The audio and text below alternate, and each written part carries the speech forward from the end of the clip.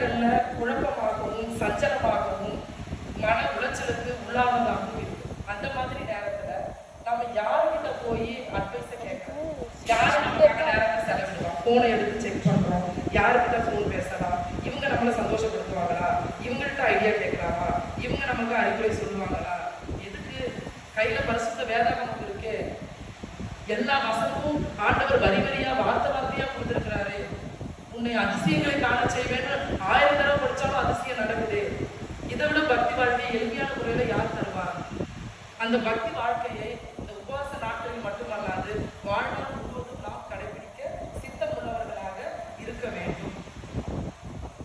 மேலும் முக்கியமான விஷயம், நேரத்தை செலவிடணும், கடவுளோட செலவிடணும்னா யாரை மதிக்கிறோமோ அவங்களோட அதிக நேரத்தை செலவிடணும்.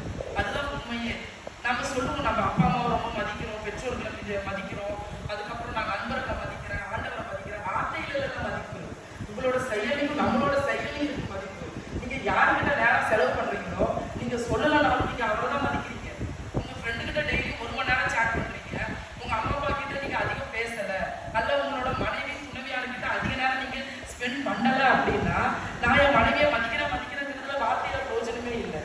அடுத்தது இன்னொரு முக்கியமான விஷயம், நம்ம கடினமா வெளியில வேலை செய்யறது எதுக்காகனா வீட்டுல சந்தோஷமா இருக்கிறதுக்காக தான். அதே ஆபீசர் மாதிரி நீங்க வீட்லயும் இருந்தீங்க அப்படின்னா, நான் மனைவியை மதிக்கிற, நேரத்தை செலவிடுற அப்படிங்கிறதுல பெருமையே இல்லை.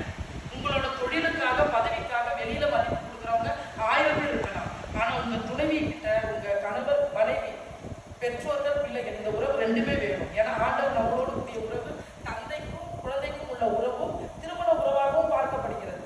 அப்ப நம்ம கணவன் மனைவிக்கும் தந்தைக்கும் பிள்ளைக்கும் தான் ரகசியமே தெரியுமே. அப்ப வீட்டுக்குள்ள வந்தும் நீங்க அதே பதவியோடும் கம்பீரத்தோடு இருந்தீங்கன்னா அது எப்படி சரியாகும்?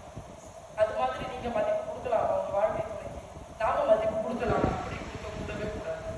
வீட்டுக்காக அதிக நேரத்தை செலவிடணும், துணைவியருக்காகவும் கணவருக்காகவும் அதிக நேரத்தை செலவிட வேண்டும், குழந்தைகளுக்காக அதிக நேரத்தை செலவிட வேண்டும், உறவுகளுக்காக அதிக நேரத்தை செலவிட வேண்டும். இதெல்லாம் சரி பண்ணிட்டு நம்ம கடவுளுக்காக அதிக நேரத்தை செலவிட வேண்டும். அப்போதான் நம்ம உண்மையாலுமே நம்ம வாழ்க்கையில யாரை மதிக்கணும்ன்றது தெரியும். நாம் எல்லாருமே இந்த நேரத்துல தெளிவா ஞாபகம் வச்சுக்க வேண்டிய ஒரு விஷயம், வெளியில வேலை செய்யறது வீட்டுல சந்தோஷமா இருக்கிறதுக்காக தான். நமக்கு சிரிக்கணும்னா ஜோக் பார்க்கணும், பசிக்கிறதுன்னா வாங்கி ஃப்ரிட்ஜில் வாங்கி வச்சுட்டு சாப்பிட்டுக்கணும். அப்ப யாருக்கு யாரும் தேவை இல்லையா? நீங்க தனியா தூங்குங்க, நான் தனியா தூங்குறேன். அப்ப நீங்க கணவன் மனைவி இல்ல ரூம்மேட்டு ஹவுஸ்மேட், அப்படிதானே? அப்படி ஒரு வாழ்க்கைக்கு நம்மளோட அந்த வாழ்க்கை ரொம்ப ஈஸியா நமக்கு வந்து அமைஞ்சிடும். அதை குறித்து நம்ம ரொம்ப பயப்படணும். அந்த மாதிரி நம்ம இருக்கவே கூடாது. ஒருவருக்கு ஒருவர் நேரத்தை செலவிட்டு, அடிச்சாலும் குடிச்சாலும் ஒருவருக்கு ஒருவர் நேரத்தை செலவிட்டு மதிப்பை கூட்ட வேண்டும். அப்போதான் நமக்கு நேரத்தோட அருமை தெரியும். அந்த நேரத்தை கடவுளுக்கு கொடுக்க முடியும். வீட்டில் இருக்கவங்களை ஒருத்தரையும் மதிக்காம பைபிள் எடுத்துட்டு நீங்க மட்டும் நான் கடவுளுக்கு உண்டான நேரம் அப்படின்னு சொல்லி இருக்கிறதுல பக்தி வாழ்க்கையில பிரயோஜனமே இல்லை.